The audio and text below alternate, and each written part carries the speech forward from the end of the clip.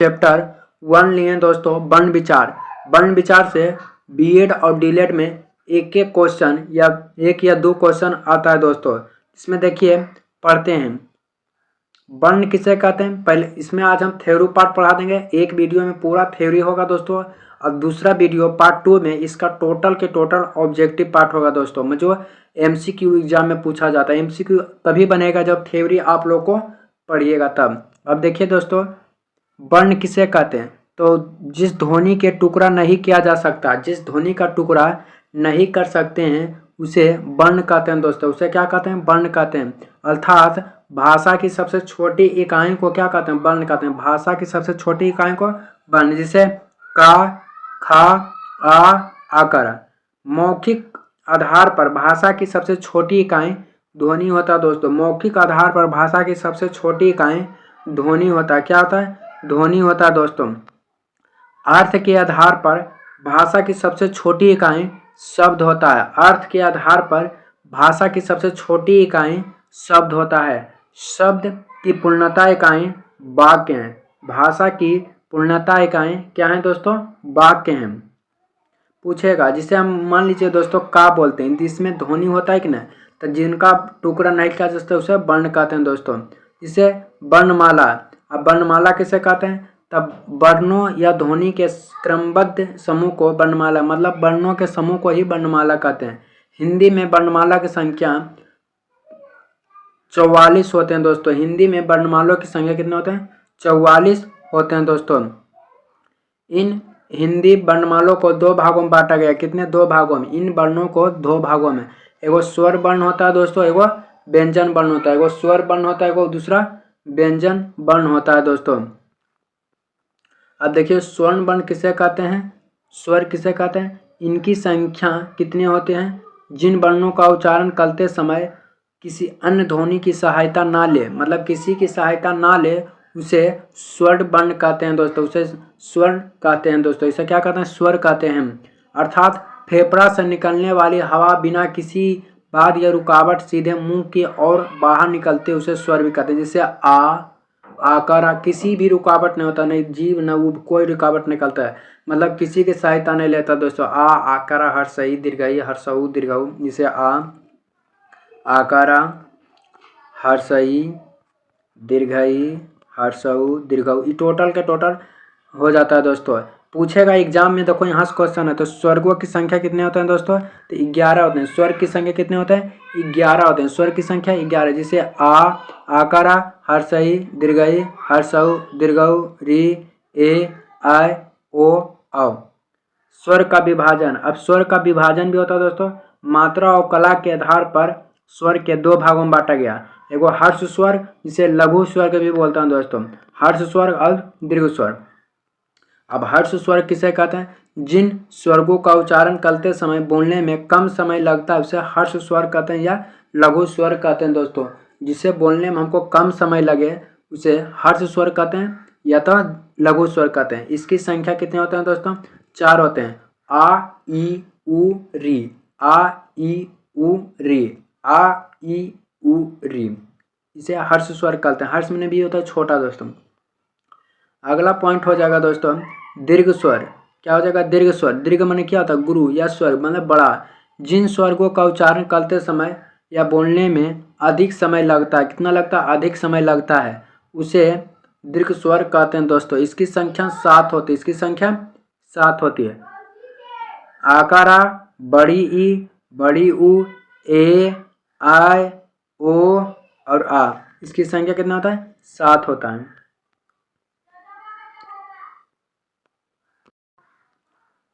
रचना उत्पत्ति के आधार पर स्वर को दो भागों में, रचना या उत्पत्ति के आधार पर स्वर के दो भागों, एगो मूल स्वर होता है, एगो संधि स्वर होता है। अब मूल स्वर किसे कहते हैं? जिन स्वर की उत्पत्ति किसी अन्य स्वर से नहीं होता है, मतलब जिन किसी अन्य स्वर से नहीं होती है उसे मूल स्वर कहते हैं। इनकी संख्या भी 4 होती है। मूल स्वर की संख्या 4 होती है। कौन कौन? आ, ई, उ, री, आ, ई, उ, री, ये मूल स्वर किसी स्वर की सहायता नहीं। अब संधि स्वर, जिन स्वर की उत्पत्ति मूल स्वर से होती है उसे संधि स्वर कहते हैं। संधि स्वर भी 2 प्रकार के होते हैं। संधि स्वर 2 प्रकार के। एगो दीर्घ स्वर होता है, एगो संयुक्त स्वर। और दीर्घ स्वर किसे कहते हैं? जैसे मान लीजिए दोस्तों आ प्लस आ, तो मिलकर क्या होगा? आ प्लस आ बराबर हो जाएगा आकर आ हो जाएगा। जैसे मान लीजिए आ छोटी आ है, यो छोटा है, तो दोनों मिला के बड़ा, तो आ प्लस आ बड़ी ई प्लस ई बड़ी ई, उ प्लस उ बड़ी उ, तो दोनों छोटा को लड़ाएंगे तो बड़ा होगा कि नहीं, इसलिए संयुक्त स्वर। यहाँ से क्वेश्चन एग्जाम में आता है दोस्तों, संयुक्त स्वर आ प्लस ई बराबर क्या बनता है? ए बनता है। आ प्लस ई बराबर ए, आ प्लस ई बराबर ए, आ प्लस ए बराबर ए, आ प्लस उ बराबर ओ, आ प्लस ओ बराबर ओ, क्या होता है? आ।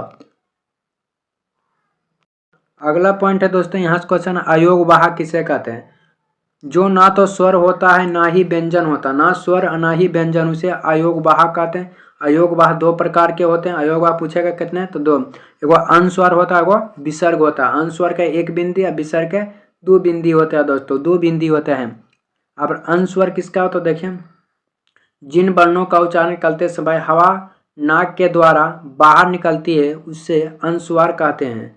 अनुस्वार से पहले आ का स्वर निकलता है, अनुस्वार के बाद या, रा, ला, वा, तलबिसा, मुदन्निसा, दंतिसा, हा आते हैं, जिसे संयोग हो जाएगा। संयोग। विसर्ग दोस्तों, विसर्ग का उच्चारण करते समय हा की ध्वनि निकलती है, उसे विसर्ग कहते हैं दोस्तों। उसे क्या कहते हैं?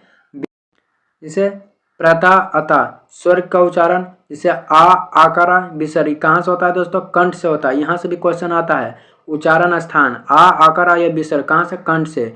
ई या बड़ी ई तालु से, री मूर्धा से, उ होस्ट से, होठ से। ए और अ होता है कहाँ से? कंठ और तालु से। वा होता है दंत से, हा से होता है स्वर यंत्र। आ होता है नासिक से, वो अव का कहाँ से? कंठो स्वर्ग पढ़ लिए दोस्तों। अब हम व्यंजन पढ़ने हैं। व्यंजन वे वर्ण जो स्वर की सहायता से बोली जाती है, वे वर्ण जो स्वर की सहायता से बोली जाती है उसे व्यंजन वर्ण कहते हैं। जैसे का की, इसकी संख्या 33 होती है दोस्तों। इसकी संख्या कितनी होती है? 33। स्पर्श के आधार पर व्यंजनों को 5 भागों में बांटा गया दोस्तों। अब स्पर्श के आधार पर व्यंजन को कई भागों में? 5 भागों में बांटा गया। जैसे देखिए दोस्तों, स्पर्श व्यंजन को भी 5 भागों में। स्पर्श व्यंजन की संख्या कितनी होता है? 25। का से लेकर पा तक, का से लेकर पा तक। का वर्ग, चा वर्ग, टा वर्ग, जिसे का खा का गंगा कंठ से बोला जाता है। चा छा जा तालु से बोला जाता है। टा ठा डरा मूर्धा से बोला जाता है। कहाँ से? मूर्धा से दोस्तों। ता से ता वर्ग हो जाएगा, पा वर्ग हो जाएगा, अंतास्त व्यंजन और संयुक्त उष्मा व्यंजन। तो ता वर्ग दंत से, पा वर्ग ओष्ठ से, अंतास्त व्यंजन या, रा, ला, वा, अंतास्त व्यंजन। यहाँ से क्वेश्चन एग्जाम में आता है दोस्तों, अंतास्त व्यंजन। उष्मा व्यंजन तलब्बिसा, मुदन्निसा, दंतिसा, हा, तलब्बिसा, मुदन्निसा, दंतिसा और हा। अब संयुक्त व्यंजन, या तो यहाँ से एकदम क्वेश्चन भर भर के आता है दोस्तों। दो वर्णों के मेल से बने हुए होते हैं। जो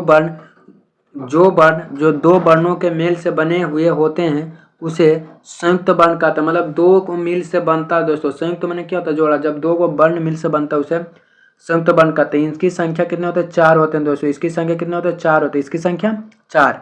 दो को वर्ण मिल जाएगा उसे संयुक्त वर्ण कहते हैं दोस्तों। जैसे में इससे एग्जाम में आता है, इससे का प्लस का हलंत प्लस मूर्धन्य मिलकर क्या बनता है दोस्तों? छा बनता है। ता हलंत प्लस रा मिलकर क्या बनता है? त्रा बनता है। जा हलंत प्लस यहाँ बोला कि क्या होता है? ज्ञा बनता है। सा प्लस रा बोला बस श्रा बनता है दोस्तों।